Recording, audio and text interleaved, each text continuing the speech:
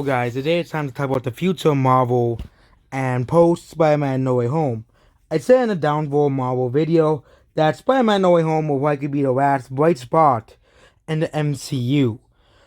And maybe people were angry at this because I said Captain Marvel wasn't a very well received movie, which it really wasn't. Didn't. I know it was mostly because of the Phantom Menace they didn't like the movie, but a lot of normal people didn't really like the movie and thought it was one of the lower level Marvel movies, one of the lesser Marvel films. So, yeah. So, what is the future of the MCU, and why do I think it's so uncertain? Then, unlike everybody else thinks Marvel will rebound like every other franchise. Well, all we have to do is look at the other non-Spider-Man movies that were released this year. Marvel released 4 movies this year. Spider-Man No Way Home, which made $1.2 billion worldwide. The Eternals, which made $399 million worldwide. Shang-Chi, $413 million worldwide. Black Widow, $375 million worldwide. Also plus $120 million in Disney Plus as well, which makes Black Widow technically the highest grossing of those 3 movies because of Disney Plus being an option. But when we talk about Marvel's upcoming films, really, untitled movie, well, Marvel has all these upcoming movies. Also, they have Fantastic Four and Blade coming out as well. So, first movie on this, and of course, Spider-Man 4, where they did confirm is happening. So, Doctor Strange Into the Multiverse of Madness. This is the next Marvel movie coming out, and the first Doctor Strange is $676 million worldwide. The only franchise that technically didn't really do much better. Marvel sequels typically don't do much better than the original movies, with the exception of Spider-Man, Iron Man, and Man being the only exception, and Captain America, where its sequels keep doing better and better over time. We go at Guardians of the Galaxy versus Guardians of the Galaxy 2, 700 to 800 million for The Dark Throne. For Ragnarok, that's $200 million increase. So I expect Doctor Strange Into the Multiverse of Madness to gross $800 million worldwide. Which is still pretty good for Marvel, but considering this is post-Endgame, and 2019 we had a lot of successful movies, 2018, I don't think Doctor Strange Into the Multiverse of Madness will pass $1 billion at the box office. Unless they use the tricks like of Aladdin into the Star Wars The Rise of Skywalker and Captain Marvel to make sure it passes $1 billion, which I highly doubt it will. Well, it's not going to do as well as the first one. Doctor Strange has become more popular since this movie came out, and is a prominent character in the MCU. But I think because it's after coming out after Endgame, I think $800 million for this movie was pretty precise. Next is Thor: Love and Thunder. Thor: Love and Thunder is a movie that a lot of people really don't want to see.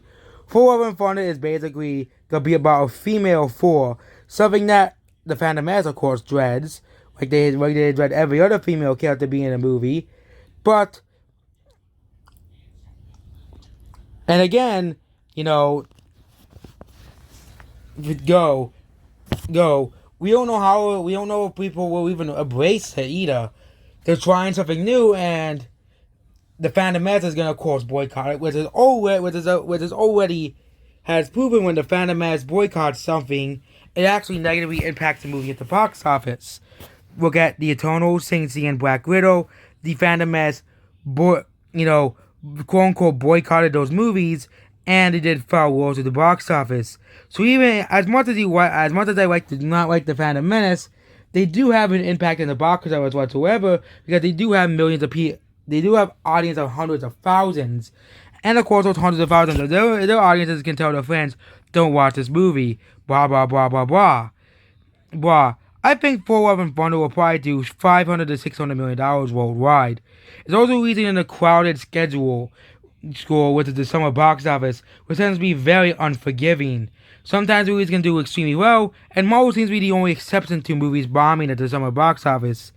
I think Thor: Love and Thunder will probably do okay, considering it still is a Thor movie. But considering that the Phantom Menace will probably boycott it, I don't see it passing for the Dark World, or at least matching for the Dark World's numbers. Next is Black Panther: Wakanda Forever.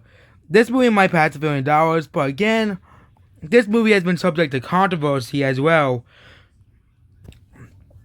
Given the leading actress of the movie, Letitia Wright, has been involved with controversy involving COVID vaccines, telling people that basically spewing out anti-vax messages, and also let's not forget the fact that the main character died in real life, Chadwick Boseman, rip Chadwick Boseman, but he's gone, which a lot of people liked him, and again, I think Black Panther will not be lightning striking twice,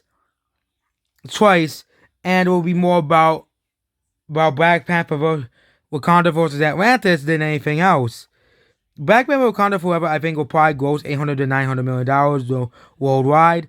$1 billion isn't out of the question, but I think it's gonna be one of those movies where it's not gonna do as well as the first movie, which usually happens a lot. A sequel outsells the original, and then the third movie does worse. I think Black Panther is gonna be one of those sequels because of the lack of because Chadwick Boseman is dead.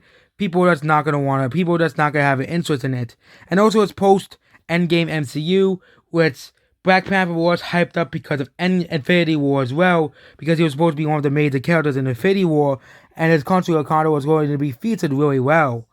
Well, next is the Marvels. The Marvels are likely to do abysmal at the box office. Captain Marvel wasn't really well received. So unwell received, in fact, that they're going to replace it with two other Captain Marvels, Miss Marvel and Monica Rambeau's Captain Marvel. That's how unlikable Brie Larson's Captain Marvel is, and how unliked she is among the general audience. It's not even the fandom that doesn't like Brie Larson's Captain Marvel. The general audience doesn't like her, so they're going to try to replace her, and I think it's still going to does not do well either, considering the fact that Captain Marvel is just not well liked among Marvel. And I think people just don't understand this. The average Metacritic score is like 3.1 or something like that, and even the IMDb score is like a 6.8, which, again, every Marvel movie has a pretty high score on IMDb. No Marvel movie has a low score on IMDb, but the Marvels, and there wasn't really much hype behind the Marvels as any other Marvel movie. I think the movie will probably perform like $400 to $500 million. Whereas it's also launching in February, which is not typically a good month to launch a movie in. The Eternals was originally going to launch in February as well.